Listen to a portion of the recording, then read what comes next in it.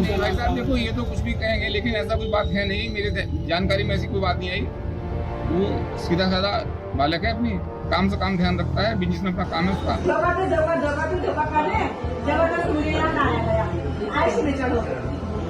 हाँ, जो ये सरकार ने जो मनंतरा रिजोर्ट की तोड़ फोड़ किया, ये क्यों किया? क्योंकि वहाँ तो अनेक सबूत मिलते वहाँ से। क्योंकि वो पटारी तो कुछ कर नहीं रहा है, क्योंकि हमें उस पर भी शक है। उसने कुछ नहीं किया, उस दिन से तो कुछ न कुछ तो पता चलता है कि लड़की कहाँ है, क्या है।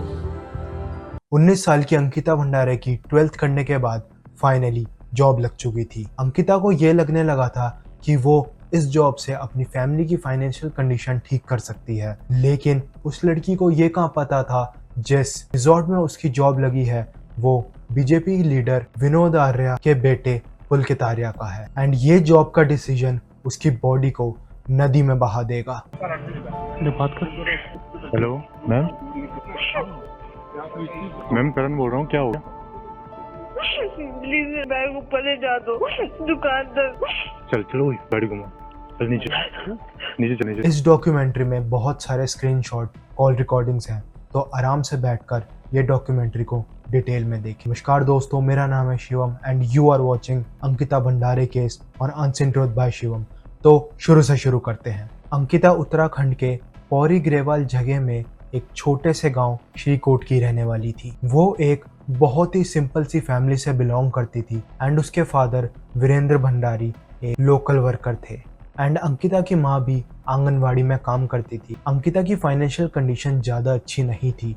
88% 12th में स्कोर करने के बाद भी she has no money for the further studies. उसको ये बात अच्छे से पता थी, तो शी डिसाइडेड कि एक होटल मैनेजमेंट का कोर्स करके अच्छी सी जॉब ले लेगी एंड उसके बाद अपनी फैमिली को भी सपोर्ट करेगी। 2019 में अंकिता का डिप्लोमा कंप्लीट हो जाता है एंड वो अब जॉब ढूंढना स्टार्ट कर देती है, लेकिन 2020 के महामारी के चक्कर में अंकिता को पूरे 2 साल तक घर बैठना पड़ा था। 19 अगस्त 2022 जम्मू में रहने वाले एक लड़के पुष्पदीप की नज़र एक एड पर पड़ती है।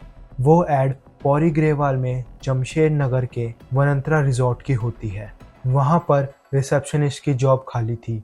रिजॉर्ट को बीजेपी लीडर विनोद आर्या का बेटा पुलकित आर्या ऑपरेट करता था। अंकिता और पुष्पदीप की दोस्ती इंस्टाग्राम के थ्रू हुई थी।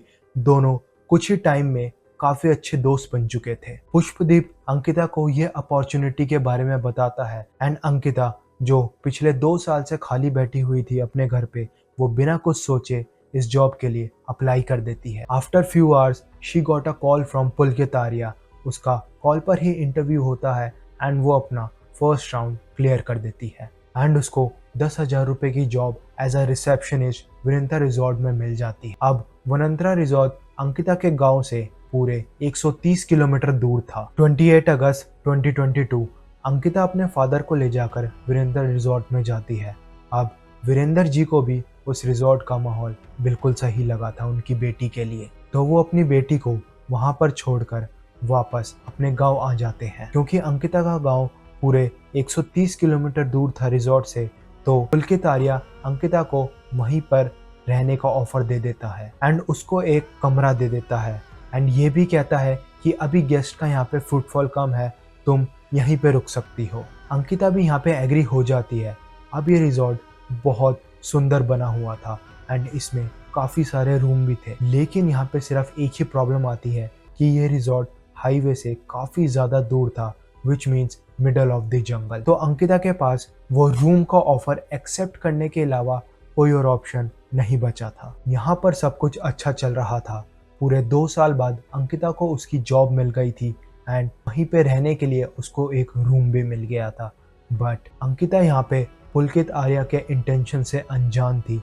उसने कभी अपने सपने में भी नहीं सोचा होगा कि वो उसकी इनोसेंस का इतना गलत फायदा उठाएगा। अंकिता की जॉब के कुछ दिनों बाद वीरेंद्र रिजॉर्ट में एक वीआईपी गेस्ट रुका हुआ था।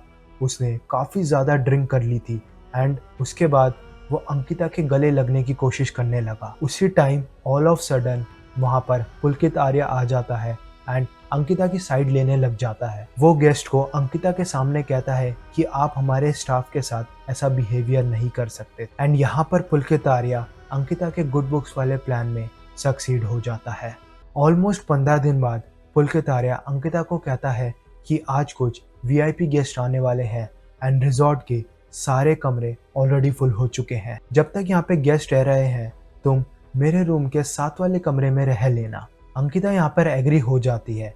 रात के करीब 10 बज रहे होते हैं। पुलकित अपना रूम छोड़कर अंकिता के रूम में आ जाता है क्योंकि उन दोनों का रूम अंदर से कनेक्ट होता है। अब करीब 11 बज जाते हैं।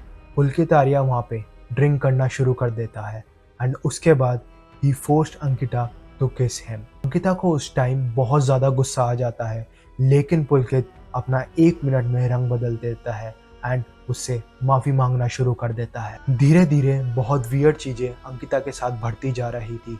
टाइम के साथ उसका इस रिजॉर्ट में काम कर पाना बहुत मुश्किल हो चुका था। फिर 17 सितंबर को अंकिता और उसके क्लोज फ्रेंड पुष्पदीप की व्हाट्सएप चैट में बात होती है एंड ये व्हाट्सएप चैट के स्क्रीनशॉट बहुत कुछ वनंतरा रिजॉर्ट के बारे में रिवील कर देते हैं। अंकिता पुष्पदीप को बताती है कि उसे इस रिजॉर्ट में बहुत ज़्यादा अनसिक्योर फील होता है। शी सेड असिस्टेंट मैनेजर अंकित उसके पास आया एंड कहने लगा कुछ बात करनी है।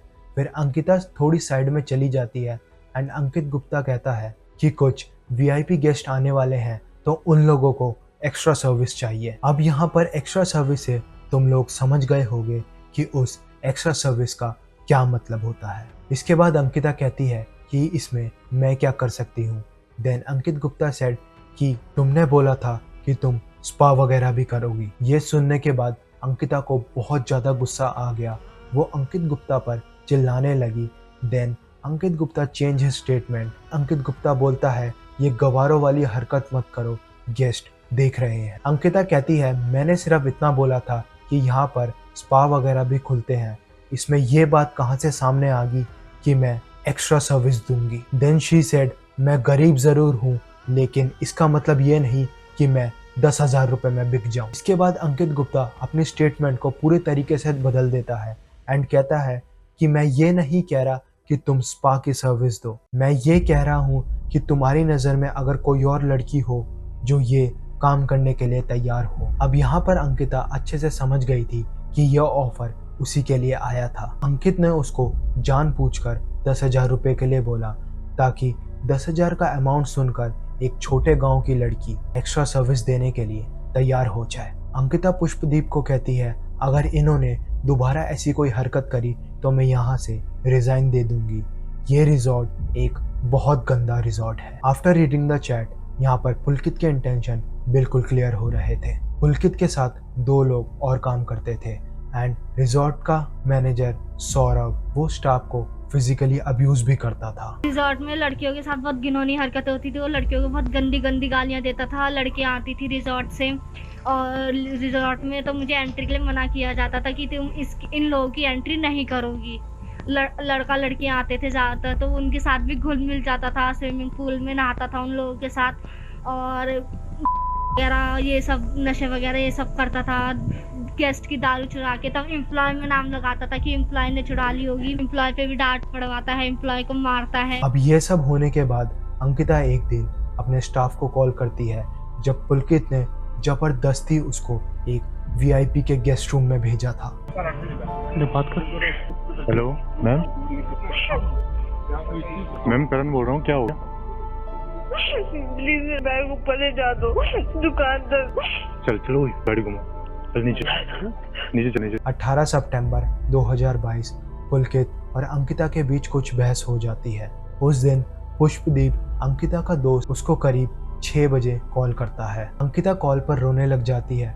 वो पुष्पदीप को बताती है कि कैसे असिस्टेंट मैनेजर अंकित गुप्ता ने उसका फेस दबाया और उसके हाथ को तोड़ने की कोशिश करी। अंकिता की ये बात सुनकर पुष्पदीप भी बहुत ज्यादा घबरा जाता है। वो पूछता है उन लोगों ने तुम्हारे साथ ऐसा क्यों करा। उस टाइम अंकिता चुप रहती है क्योंकि उसके आसपास पुलकित, सौरभ और अंकित तीनों होते हैं। अंकिता पुष्पदीप को कहती है कि वो उसको पूरी बात रात में बताएगी। रात के करीब 8:30 हो जाते हैं। पुष्पदीप अंकिता को फिर से फोन करता है। उसके पीछे से गाड़ियों का शोर आ रहा होता है तो पुष्पदीप पूछता है कि तुम इस वक्त कहाँ पर हो। अंकिता यहाँ पर कहती है कि पुलकित सर ने उसको बाहर वॉक पर जाने के लिए बोला है। पुलकित और अंकिता एक बाइक पर एंड सौरभ और अंकित एक स्कूटी पर चिला ब्रिज की तरफ जा रहे होते हैं। अब वो एक ऐसी जगह है जहाँ का व्यू बहुत अच्छा है।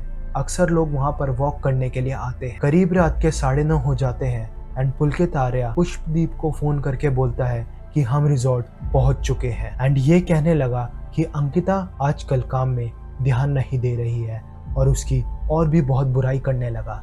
यहाँ पर पुष्पदीप ये समझ चुका था कि पुलकित अंकिता को जॉब से निकालने की सोच रहा है।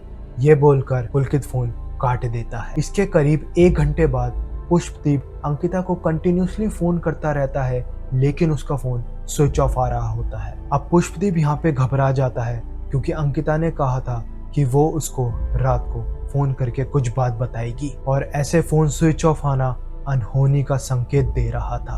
19 सितंबर 2022 पुष्पदीप वीरेंद्र रिजॉर्ट के शेफ को फोन करके अंकिता के बारे में पूछता है तो वहाँ का शेफ ये बोलता है अंकिता मैडम शायद कहीं बाहर वॉक पर गई है। इसके बाद पुष्पदीप पुलकित को फोन करता है लेकिन पिछली रात की तरह इस बार भी उसका फोन स्विच ऑफ आ रहा होता है। फिर वीरेंद्र रिजॉर्ट की काफी फेसबुक पोस्ट और वेबसाइट को ढूंढने के बाद पुष्पदीप को असिस्टेंट मैनेजर अंकित गुप्ता का नंबर मिल जाता है। घबराया हुआ पुष्पदीप फटाफट उस नंबर पर कॉल करता है एंड वो फोन इस बार पुलकित आर्या उठाता है। जैसे ही पुलकित फोन उठाता है दूसरी साइड पुष्पदीप रिकॉर्डिंग का बटन दबा देता है। हाँ अच्छा, मेरे को एक बात बताइए। हाँ, आपका फोन क्यों लिया था उन्होंने? मेरा फोन, उसका फोन स्विच ऑफ हो गया था, बैटरी डाउन हो गई थी उसकी, उसे तुमसे बात करनी थी। जब मैंने आपको फोन किया था ना 9 बजे। हाँ, जब मैंने आपको लास्ट टाइम पे फोन किया था हाँ जी। तो उस टाइम पे वो मेरे साथ ही थी और उसने मेरे से मेरा फोन लिया और उसके बाद फिर मैंने उसे कहा कि फोन दे दे। उसने कहा कि मैं आपको मॉर्निंग में दे दूंगी फोन। और आपने दे दिया? भाई मेरे फोन में मुझे रात में क्या करना था फोन का? अच्छा जी ठीक है, चलो कोई बात नहीं। रात में मुझे फोन का क्या करना था? मेरा फोन तो उसी के पास था। रात को? हाँ। तो मेरे को तो फोन तो नहीं किया उन्होंने। क्या? मेरे को फोन नहीं किया फिर भी। अच्छा। उल्टा मैंने 3 बार किया, उन्होंने उठाया नहीं। फिर ऐसा कैसे हो सकता है बताइए? भाई देखो तुम्हारी क्या बात? अगर आपका फोन उनके पास है और मैं 3 बार रात को कॉल कर रहा हूँ तो मेरे फोन पे भी किया आपने? हाँ आपके फोन पे। तो मेरा फोन भी घंटी बजी? हाँ जी। और मेरा फोन घंटी बजी और मेरा फोन भी नहीं उठाया? नहीं, मैं वही कह रहा हूँ। ये रात तो की पॉसिबल? ये रात की बात है, कोई 10:30। कितने बजे? 10 साढ़े 10 बजे की बात है। 10:30 बजे तक तो हम लोग सो रहे थे हमारे रिसोर्ट में। अच्छा। 10:30 बजे तक तो हम वहाँ पे लगभग ये मान के चलो 9 बजे तक हम रिसोर्ट में थे। उसको खाना सर्व किया, खाना खाया उसने। खाना खाया था? हाँ, खाना उसको सर्व किया था रात को। हाँ। कब? हम अपने लगभग 9 बजे करीब। 9 बजे के करीब जब आप वापिस आए थे? हाँ। देखिए जब आप बाहर थे ना, हाँ, तब मेरी लास्ट टाइम बात हुई थी। उसके बाद आके सिर्फ आपका फोन आया था मुझे। अच्छा। उसके बाद से उनका फोन बंद है और अभी तक बंद ही है।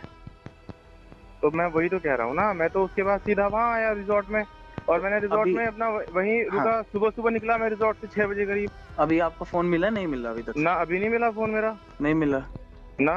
तो आप अपने फोन को सर्च कीजिए ना। अरे भाई मैंने सुबह उसको सौरभ को भेजा दो ना अपने फोन को सर्च करने के लिए। मैंने सौरभ को बोला, मैंने कहा भास्कर को बोला, मैंने कहा सौरभ ऐसा है, वो अंकिता के रूम में मेरा फोन पड़ा हुआ है, उसे नॉक करके जो है ना मेरा फोन उठा करके चार्जिंग पे लगा दे। मैं अभी थोड़ी देर में पहुंच रहा हूँ रिजॉर्ट में। तो उसने मेरे को बोला कि भैया, उसने सौरभ को भेजा, उसने बोला भैया वो तो रूम में नहीं है। मैंने कहा अच्छा। और उसका सामान वगैरह कह रहा हूँ, सामान सब रखा है उसका। अच्छा, सीसीटीवी तो होंगे ना प्रॉपर्टी के? हाँ चेक करता हूँ मैं सीसीटीवी क्या है, क्या चल रहे हैं, क्या है, क्या स्थिति है। नहीं चलते तो होंगे, ऐसा थोड़ी ना कि नहीं चलते होंगे। सीसीटीवी तो ऐसा है। देखो पुष्प। हाँ जी बोलिए। मेरे साथ ना मैं आपसे ज्यादा जिम्मेदार व्यक्ति हूँ, समझ रहे हैं आप? नहीं मुझे पता है आपसे ज्यादा जिम्मेदारी। और मुझे ना मतलब क्या बोलते हैं, ये सब सिनेरियो ना मुझे कचोट रहा है। मतलब मुझे समझ में बात नहीं आ रही कि क्या आपके साथ तो नहीं है वो। मुझे सच बात ये बताइए। सर ऐसा होता तो मुझे आपको कॉल करने की क्या जरूरत थी बताइए? कहीं उसके घर वालों के सामने कोई ऐसा सिनेरियो क्रिएट करने के लिए कोई आपकी और उसकी बात हो कि नहीं चलो मैं चलती हूं। नहीं सर, कैसी बातें कर रहे हैं आप? मैं अपने घर पे हूँ, मेरी लोकेशन देखिए आप। और इतनी जल्दी पॉसिबल नहीं हो सकता, यहाँ से 13-14 घंटे की जर्नी है। बात तो ठीक है, लेकिन अब देखो, अब वही बात हो रही है ना। कल वैसे बात क्या हुई थी आपकी उससे? उसका कल मूड भी बहुत खराब हो रहा था। हाँ, उन्होंने हम लोग बताया नहीं ना मेरे को, यही तो है। उन्होंने बोला कुछ क्या? मैटर हुआ है, ये वो। क्या मैटर हुआ है? वो नहीं बताया ना, वही तो पूछना था रात को। अच्छा। हाँ, तो ऐसा था कि थोड़ी परेशान थी। हाँ लग रहा था कि थोड़ी परेशान। भाई देखो, सुनो मेरी बात, परेशान थी वो, ठीक है। शाम को 3-4 बजे से परेशान थी वो। हमें लगा कि यार चलो ठीक है, उसने अक्सर हमें ये बात बोली कि मेरे को ना बाहर घूमना मेरे को अच्छा लगता है। मैंने कहा चलो ठीक है, कोई बात नहीं है। मैं और अंकित जा ही रहे थे, सौरभ को बोला, मैंने कहा सौरभ इसको भी ले लेते हैं, ऋषिकेश तक चलेंगे। पूरे ऋषिकेश की एक मार्केट का सीसीटीवी है, सब सारे के सारे, हम कितने बजे कहाँ पर पहुंचे, कहाँ से आए। इवन क्या हुआ कि जब आपसे बात कर रही थी ना वो, उस टाइम पे एम्स के सामने बैठ के उसने बात की आपसे।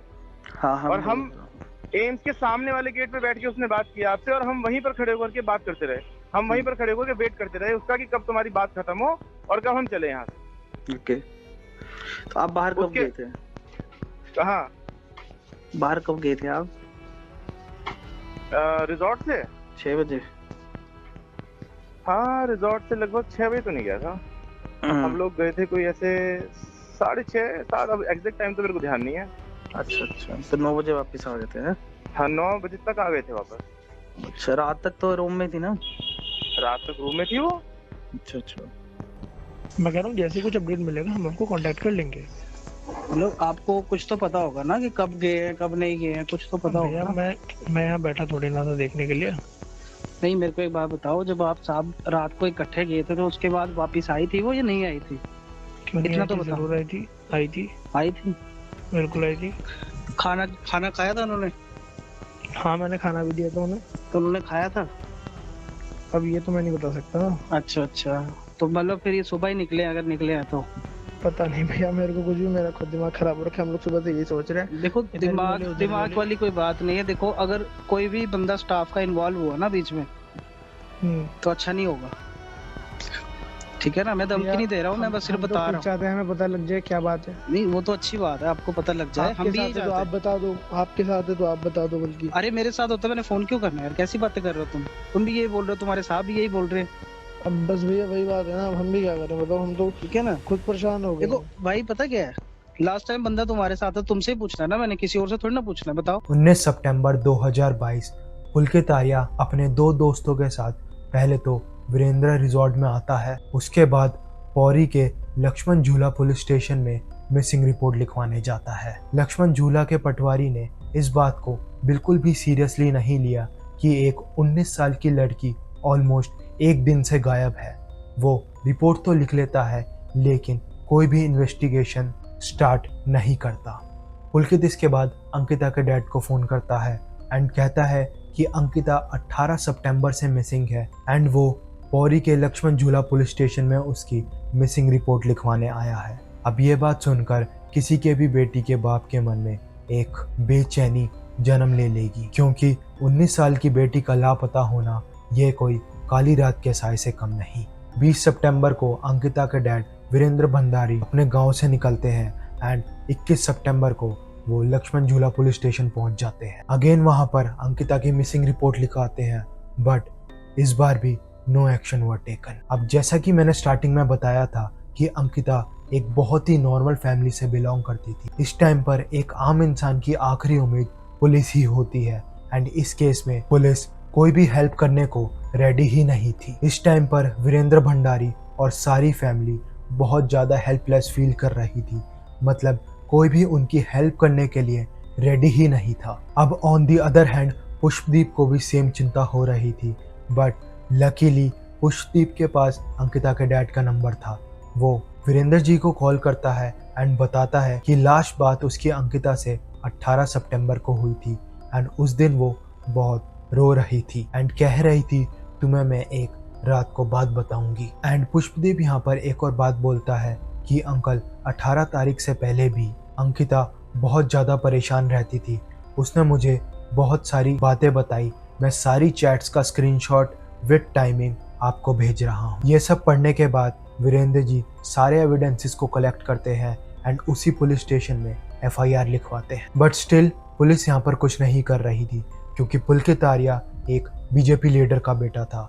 हमने पास्ट में ऐसे बहुत सारे केसेस देखे हैं जिसमें गुनहगारों के पॉलिटिकल कनेक्शन होते हैं एंड वो अपने पावर का मिसयूज करके लोगों पर अत्याचार करता है एंड उनकी जान ले लेता है। इसके बाद अंकिता का एक फैमिली मेंबर ऑनलाइन पोस्ट डालता है एंड वहाँ पे सबसे रिक्वेस्ट करता है हेल्प करने के लिए। ये पोस्ट बहुत तेजी से स्प्रेड होने लगती है, सारे बड़े न्यूज़ चैनल इसको कवर करने लग जाते हैं। यहाँ पर हैरान कर देने वाली बात एक और सामने आई। पुलकित आर्या का पिता विनोद आर्या को पुलिस स्टेशन में बुलाया गया तो उनको फैन के नीचे बिठाया गया एंड उनकी बहुत अच्छे से खातिरदारी करी गई। और दूसरी तरफ अंकिता भंडारी के पिता फाइल लेकर इधर से उधर भटक रहे थे कि कहीं से उनकी बेटी मिल जाए। अब इस केस में एक अच्छी चीज़ ये हो रही थी कि सोशल मीडिया पोस्ट की वजह से ये बात सारी जगह फैल रही थी कि देवभूमि की बेटी लापता है। इस टाइम वीरेंद्र भंडारी डीएम के पास चले जाते हैं एंड उनको सब कुछ बताते हैं।